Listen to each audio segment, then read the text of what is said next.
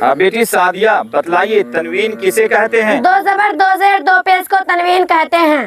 نون ساکن کسے کہتے ہیں؟ جس نون پر جزم ہو۔ تنوین اور نون ساکن کے کتنے قاعدے ہیں؟ تنوین اور نون ساکن کے 4 قاعدے ہیں: اظہار، اخفاء، ادغام، اقلاب۔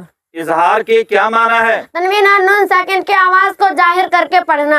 اظہار کا قاعدہ کیا ہے؟ تنوین یا نون ساکن کے بعد حروف حلقی کے 6 حرفوں میں سے کوئی بھی حرف آئے تو اظہار حلقی ہوگا، جیسے نارن حامیتن۔ واہ ماشاء اللہ۔ اچھا من تزکا میں کیا ہوگا؟ اخفاء حقیقی ہوگا، اس لیے کہ نون ساکن کے بعد اخفاء حقیقی کے 15 حرفوں میں سے ایک حرف تا ہے۔ اور خبیرم بصیر میں کیا ہوگا؟ یا مدہ ہوگا، اس لیے کہ یا ساکن سے پہلے زیر ہے۔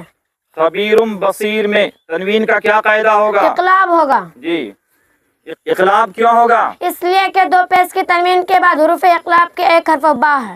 جی دوسرا قاعدہ کیا ہوگا؟ یا مدہ ہوگا، اس لیے کہ یا ساکن سے پہلے زیر ہے۔ اچھا یہ